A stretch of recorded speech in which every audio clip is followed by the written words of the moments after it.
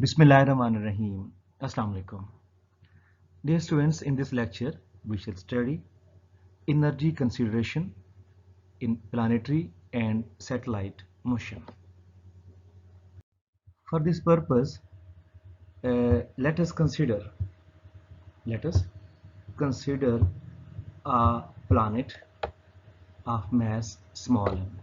हम एक planet लेते हैं जिसकी mass जो हमने suppose की है कि वो small m है, which is orbiting the sun of mass capital M. ठीक है, which is assumed to be at rest in an inertial frame. हम सपोज ये करते हैं कि वो जो प्लानट है वो सन के गिर्द रिवॉल्व जरूर कर रहा है, लेकिन वो इस तरह रिवॉल्व कर रहा है कि उसकी रिलेटिव वेलोसिटी जो सन के लिहाज से वो जीरो है। ये हम अज्यूम करते हैं। इस तरह आप जानते हैं जियोस्टेशनरी सैटेलाइट्स होते हैं। ये हमारे पास लेट्स सपोज हमारे पास ये सन है, ठीक है, और इसकी मैस हम कह लेते हैं कैपिटल एम है। इसकी मैस है कैपिटल एम। इसके गिर्द एक इस तरह सपोज ये एक प्लैनेट रिवॉल्व कर रहा है, ठीक है, और इस प्लैनेट की मैस हमने कहा ये स्मॉल एम है। प्लैनेट की मैस है स्मॉल एम और डिस्टेंस जो यहाँ से लेके यहाँ तक ये हम कह लेते हैं ये स्मॉल आर है।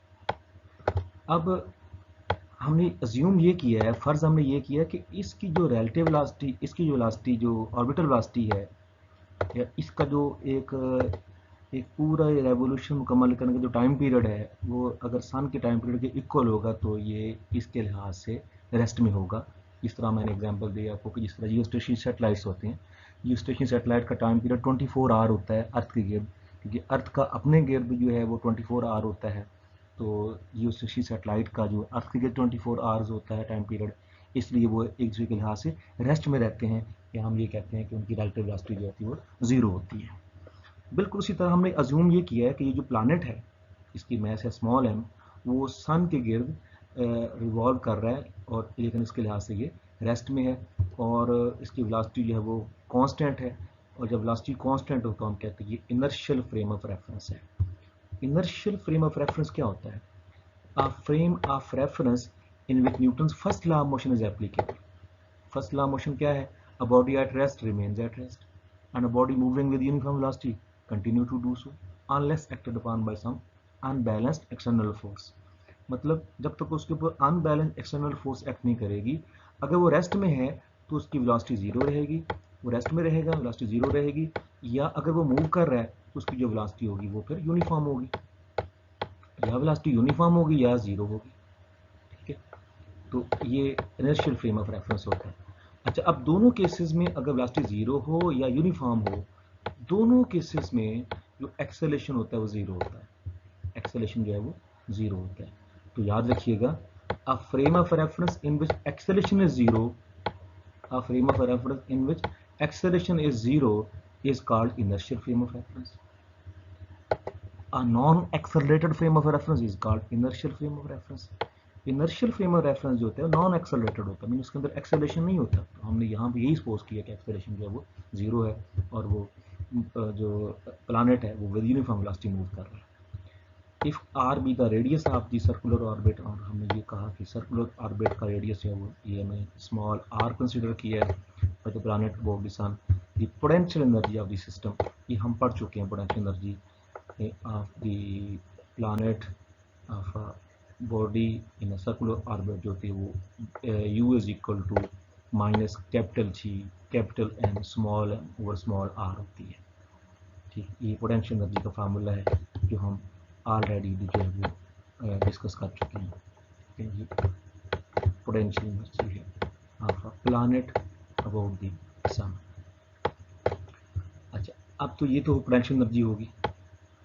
अब जाहिर बात है जब ये प्लैनेट मूव कर रहा होगा तो इसकी मैस भी है, वेलोसिटी भी है, तो इसकी काइनेटिक एनर्जी भी होगी। The kinetic energy of the system क्या होगी? काइनेटिक एनर्जी उसको हम टी से डिनोट करते हैं। T is equal to half m v square की काइनेटिक एनर्जी का फार्मूला हम जानते हैं, ठीक है। और v is equal to r omega होता है, v is equal to r omega होता है।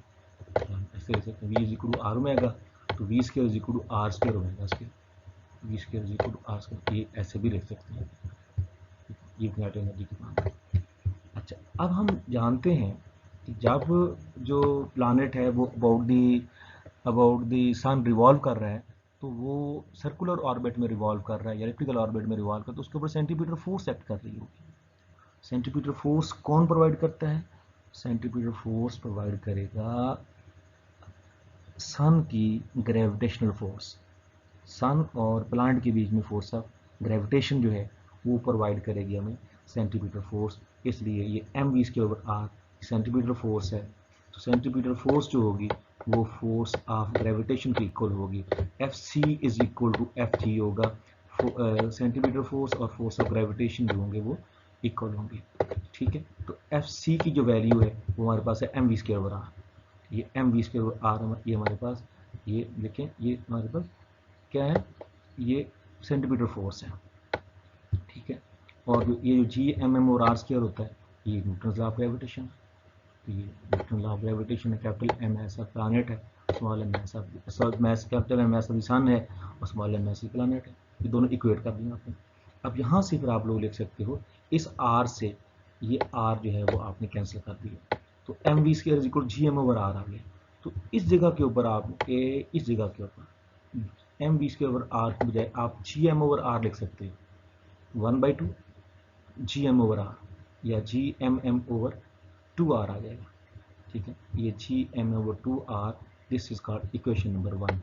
ये हमारी इक्वेशन नंबर 1 है, इसको याद कर लें। ये हमारे पास इक्वेशन नंबर 1 है। ये किनेटिक एनर्जी है। किनेटिक एनर्जी देखें पॉजिटिव है, किनेटिक एनर्जी हमेशा पॉजिटिव होती है, पोटेंशियल एनर्जी नेगेटिव होती है प्लानट की। तो ये हमारे पास आ गई किनेटिक एनर्जी। इसको सर्कल कर देता हूँ, बॉक्स बना देता हूँ इसके ऊपर। ये टोटल, ये kinetic energy, total energy kinetic energy है। Kinetic energy is equal to G capital M small M over 2 r. This is equation number 1।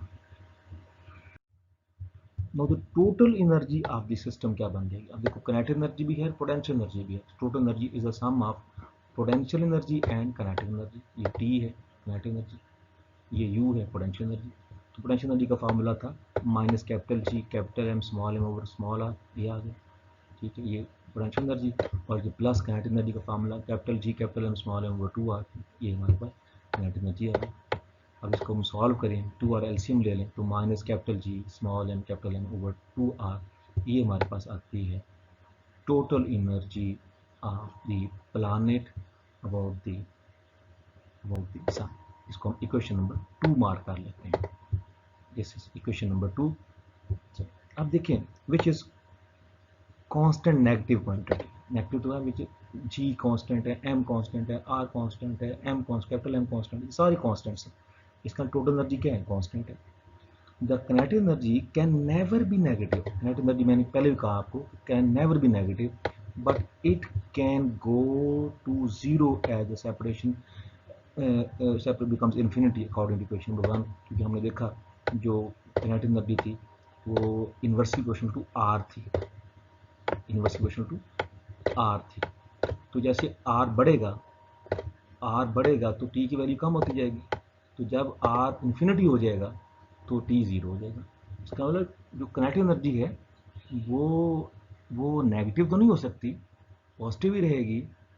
और 0 हो सकती है, यस 0 हो सकती है। कब? जब जो r होगा, जो स्मॉल r, जो डिस्टेंस है बिटवीन प्लानट एंड सन, जब ये इन्फिनिट हो जाएगा तब किनेटिक एनर्जी जो होगी वो 0 हो जाएगी। Now we are going to show the relationship between kinetic energy, total energy E, potential energy and distance R with the graph।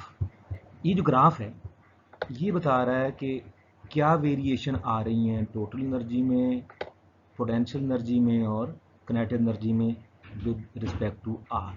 जैसे जैसे देखो हमने अलोंग एक्स एक्सिस आर लिया है और अलोंग वाई एक्सिस जो है वो हमने एनर्जी ली है, खा वो किनेटिक एनर्जी हो, खा वो पोटेंशियल एनर्जी हो, खा वो टोटल एनर्जी हो। आप देखें, गौर करें कि शुरू में जब आर की वैल्यू कम होगी तो टी की वैल्यू, जो किनेटिक एनर्जी वैल्यू ज़्यादा है। जैसे आर की वैल्यू बढ़ रही है तो किनेटिक एनर्जी की वैल्यू डिक्रीज हो रही है। देखो ये जो लाइन है ना, इस लाइन से जो ऊपर वैल्यू ये पॉजिटिव है, तो हमने कहा था किनेटिक एनर्जी हमेशा पॉजिटिव होती है। और जैसे आर की वैल्यू बढ़ती जा रही है, काइनेटिक एनर्जी की वैल्यू कम होती जा रही है, कम होते होते होते होते यहाँ तक ये इन्फिनिटी पे जाके ज़ीरो हो जाएगी। ठीक है, ये है kinetic energy of the planet. On the other hand when we talk about total energy E और पोटेंशियल एनर्जी यू, तो अब देखें दोनों जब आर कम है तो दोनों नेगेटिव में, ये नेगेटिव में वैल्यूज दोनों की हैं, नेगेटिव में दोनों की वैल्यू मैक्सिमम है, और नेगेटिव में जितनी वैल्यू ज़्यादा होती है उतनी कम होती है। इसका मतलब क्या हुआ कि जब आर कम है तो टोटल एनर्जी और पोटेंशियल एनर्जी जो है वो कम है, और जैसे जैसे हम आर बढ़ाते जाते हैं, आर बढ़ाते रहते हैं, तो जो टोटल एनर्जी है वो नेगेटिव में लेस होती जाती है, लेस नेगेटिव होती जाती है, और लेस नेगेटिव का मतलब होता है बढ़ती जाती है, क्योंकि नेगेटिव साइन में जब कोई चीज़ कम होती है तो वो बढ़ती है। इसका मतलब टोटल एनर्जी और जो पोटेंशियल एनर्जी होती हैं, ये आर की वैल्यू बढ़ने से नेगेटिव में लेस हो रही हैं, ये नेगेटिव में लेस होती जा रही हैं। ठीक है, लेस नेगेटिव होती जा रही हैं। आप जहाँ पे मर्जी नोट कर लें, यहाँ पे नोट करें, यहाँ पे नोट करें, यहाँ पे नोट करें, यहाँ पे नोट करें, आप देखिए नेगेटिव में जो वैल्यूज़ हैं ये कम होती जा रही है। जब नेगेटिव वैल्यू कम होती है तो हम कहते हैं जो है वो वैल्यू बढ़ती है। लेकिन टोटल एनर्जी आप जहाँ मर्जी लेंगे, total energy is the sum of potential energy and kinetic energy, तो ही रहेगी सेम। क्योंकि जब जब अब देखें, जब काइनेटिक एनर्जी में डिक्रीज आ रही है तो पोटेंशियल एनर्जी में इंक्रीज आ रही है, नेगेटिव में लेस हो रही है, इंक्रीज आ रही है, पोटेंशियल एनर्जी में इंक्रीज आ रही है। एक एनर्जी अगर कम हो रही है तो दूसरी एनर्जी बढ़ रही है, तो टोटल एनर्जी होती है वो कांस्टेंट रहती है। So the potential energy is always negative for attractive fields. Attractive field जिस तरह हमारी ग्रेविटेशनल फील्ड है, ग्रेविटेशनल फील्ड एक अट्रैक्टिव फील्ड है ना, जहाँ भी आप बॉडी को छोड़ोगे वो ऑलवेज जो है वो towards the centre of earth आता है, टुवर्ड्स द अर्थ आता है। इसका मतलब ग्रेविटेशनल फील्ड जो है वो अट्रैक्टिव फील्ड है। तो अट्रैक्टिव फील्ड्स के लिए जो पोटेंशियल एनर्जी होती है वो नेगेटिव होती है, except its zero value at infinite separation. और जब आर की वैल्यू इन्फिनिटी कर देंगे तो उस वक्त पोटेंशियल एनर्जी जीरो हो जाएगी, क्योंकि पोटेंशियल एनर्जी हम जानते हैं U is equal to minus capital G, minus capital G capital M small M over r होती है ना, ओवर आर होती है। ये पोटेंशियल एनर्जी हमारे पास है। ठीक है, तो माइनस जब आर बढ़ता है तो यू की वैल्यू कम होती है, लेकिन नेगेटिव में जब चीज़ कम होती है तो वो चीज़ माइनस आर माइनस साइन है ना, तो नेगेटिव में जब कोई चीज़ कम होती है तो वो चीज़ बढ़ती होती है। ठीक है, मसलन आर पहले यू की वैल्यू -100 थी, फिर आपने आर बढ़ाया तो -50 होगी, या -40 होगी, तो -20 होगी। इसका मतलब जो -20 या -40 है ये -100 की निस्बत जो है वो ज़्यादा है, क्योंकि नेगेटिव में जितनी वैल्यू कम होती है उतनी की वो ज़्यादा होती है। इसका मतलब आर की वैल्यू जो है वो आर की वैल्यू बढ़ने से जो पोटेंशियल एनर्जी की वैल्यू होती है वो इंक्रीज होती है। तो और अगर हम आर की वैल्यू इन्फिनिटी कर दें, if r is equal to infinite, तो something over infinity become zero, तो उस वक्त हमारे पास जो पोटेंशियल एनर्जी होगी वो ज़ीरो हो जाएगी, और ये मैक्सिमम वैल्यू है पोटेंशियल एनर्जी की, क्योंकि बाकी उसकी वैल्यू नेगेटिव होती हैं और ये वैल्यू जो है वो ज़ीरो होती है इन्फिनिट डिस्टेंस के ऊपर जाके। ठीक है, so implies that the system is, अब जब नेगेटिव साइन आ जाए, नेगेटिव साइन का मतलब क्या है, the negative value of total energy, total energy हमारे पास क्या थी, ई इज इक्वल टू क्या था, minus capital G, minus capital G capital M small M over 2r था, ओवर 2r, ये हमारे पास थी टोटल एनर्जी, ये स्मॉल एम, ठीक है, capital M small M over 2r। तो ये माइनस साइन, तो माइनस साइन क्या शो करता है टोटल एनर्जी के साथ, टोटल एनर्जी के साथ शो करता है कि जो हमारी फील्ड है वो कंजर्वेटिव फील्ड है। ठीक है, the system is close, system close है या कंजर्वेटिव है। इसका मतलब क्या होता है, प्लानट जो है वो कभी भी एस्केप नहीं कर सकता, प्लानट जो है वो बाउंड होता है टू रिवॉल्व अराउंड द सन, वो सन के गिर्द रिवॉल्व करता रहेगा और नेवर एस्केप्स, कभी एस्केप नहीं करेगा, कभी वहाँ से फरार नहीं होगा, निकलेगा नहीं, वो हमेशा बाउंड रहेगा। The same conclusion can be drawn for elliptical orbits। अगर ये था हमारे पास जो ऑर्बिट थे वो सर्कुलर ऑर्बिट थे, उनके लिए हमने कंसिडर किया। अगर हम स्मॉल आर की बजाय ए पोर्ट कर दें, सेमी मेजर एक्सिस जो इलिप्टिकल ऑर्बिट्स के लिए होता है, अगर हम ए पोर्ट कर दें तब भी हम यही एक्सप्लेनेशन जो है वो दे सकते हैं। इसी तरह हम इलिप्टिकल ऑर्बिट के लिए बात कह सकते हैं. So if we replace small r by semi major axis A, equation 2 mean total energy वाली इक्वेशन जो इक्वेशन 2 है वो सेम रहेगी. किनेटिक एनर्जी, पोटेंशियल एनर्जी और टोटल एनर्जी का जो फार्मूला है या टोटल एनर्जी का जो रिलेशनशिप होता है वो हम यहाँ पे एक्सप्लेन कर दिया है ये ग्राफ के अंदर, या आप इजीली जो देख सकते हैं. नो, अब आप एक बात याद रखिएगा, both the total energy and total momentum जो होते हैं वो remains constant in planetary motion. Planetary motion में टोटल एनर्जी, ठीक है, प्लानेटरी मोशन टोटल एनर्जी वो भी कांस्टेंट रहती है और टोटल जो एंगुलर मोमेंटम होता है एल वो भी कांस्टेंट रहता है. दोनों कांस्टेंट रहते हैं. टोटल एंगुलर मोमेंटम और टोटल एनर्जी जो होती है वो always means constant in planetary motion. Planetary motion के अंदर दोनों जो है वो कांस्टेंट रहती हैं. अच्छा, एंड इनको हम कहते हैं कांस्टेंट्स ऑफ मोशन. ये जो ई टोटल एनर्जी और एंगुलर मोमेंटम को हम क्या नाम देते हैं? Constants of motion. इनको कांस्टेंट्स ऑफ मोशन कहा जाता है.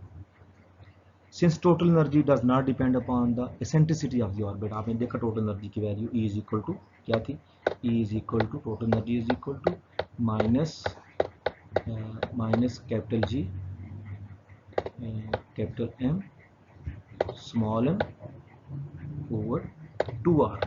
अब देखें इसमें कहीं भी इसेंट्रिसिटी नहीं है. 2a लेते हैं इसको, ये टोटल एनर्जी है 2a. इसमें E नहीं है, इसका मतलब E पे इसेंट्रिसिटी पे ये डिपेंड नहीं करता. ये जो टोटल एनर्जी जो है इसेंट्रिसिटी पे डिपेंड नहीं करती है. So we can say total energy does not depend upon the eccentricity of the orbit. All orbits with same major axis, जिनका A सेम होगा, सेम मेजर एक्सिस सेम होगा, eccentricity का कुछ भी हो, टोटल एनर्जी उनकी सेम रहेगी.